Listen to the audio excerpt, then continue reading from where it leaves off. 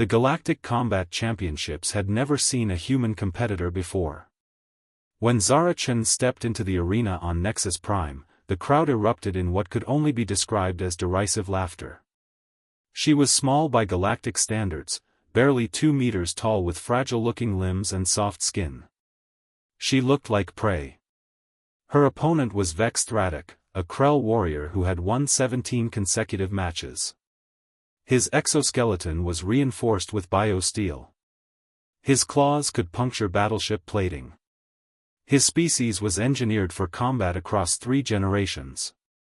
He stood twice her height and outweighed her by at least 200 kilograms. When Vex saw Zara, he didn't even bother entering a fighting stance. He turned to the crowd and laughed, a sound like grinding metal. "Is this a jest?" he roared. "They send me a creature that looks like it would break from a strong wind? Where is the honor in crushing something so fragile?" The arena erupted in mocking cheers. Even the commentator seemed amused. "Ladies and gentlemen, it appears the Galactic Alliance has sent us entertainment rather than competition." Zara stood perfectly still in the center of the arena, her expression unreadable. She had heard worse insults. She had trained for worse odds. She came from a world that had spent 4 billion years perfecting the art of predation and survival. Vex approached her casually, not even raising his guard. "I'll make this quick, little creature. I wouldn't want the crowd to get bored." He lunged with lazy confidence, his claw extended to what he assumed would be an instant victory. Zara moved, not with the panicked desperation of prey, but with the calculated precision of a predator who had studied her target for weeks. She sidestepped the strike and drove her elbow backward into his sternum. The sound was like a thunderclap. Vex gasped, the air driven from his lungs. His exoskeleton cracked, not shattered, but cracked. He had never experienced impact that concentrated before. The crowd fell silent. Vex recovered faster than expected, his Krell physiology adapting rapidly to the shock. He turned and launched a combination of strikes, each one faster and more vicious than the last. But Zara had trained with predators on Earth. She had sparred with creatures that moved at speeds most civilizations required technology to perceive.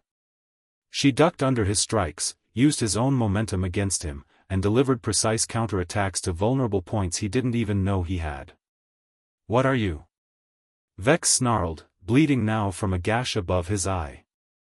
No one had made him bleed in a sanctioned match before. "Human," Zara said simply. "From Earth." She didn't elaborate. She didn't boast. She simply continued fighting with a methodical efficiency that seemed almost surgical. Every movement had a purpose.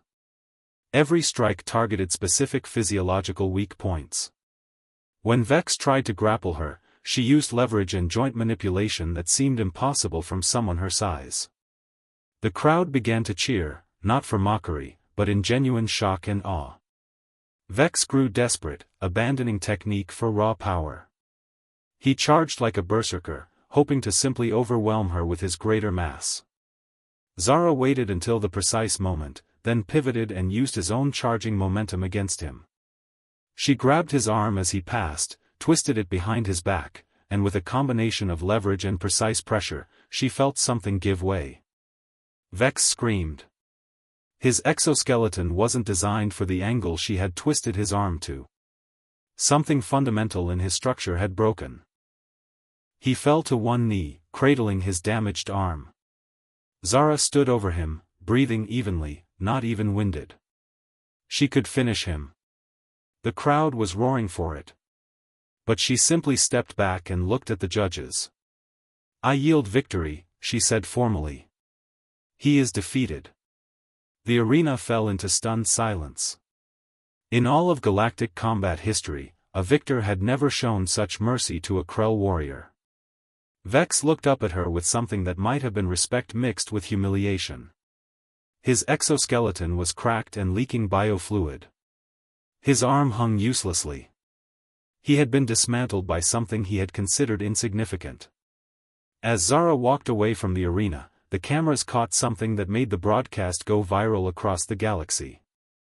In her hand, she casually carried Vex's ribcage piece, the reinforced bone structure that had separated from his exoskeleton during one of her throws. It was a trophy, but more than that, it was a statement. The humans were not prey. Later, in interviews, sports commentators debated endlessly about how a human had defeated a Krell champion. They analyzed her technique, her speed, her strength relative to her body weight. But none of them understood the true advantage. Zara had grown up on a planet where everything, was designed to kill her. She had evolved alongside predators that could move faster, see better, and hunt with terrifying efficiency. She had learned to fight not for glory or honor, but for survival. Her entire evolutionary history was written in the DNA of a creature that refused to be prey. That night, as Zara sat in her quarters, she cleaned the ribcage piece and set it aside. It was a reminder, like all trophies should be. A reminder that underestimating a Deathworlder was always, a fatal mistake. And somewhere in the galaxy, other species began to reconsider their assumptions about humans. The meek little creatures from Earth, it seemed, carried the weight of 4 billion years of evolutionary warfare in their fragile-looking bodies.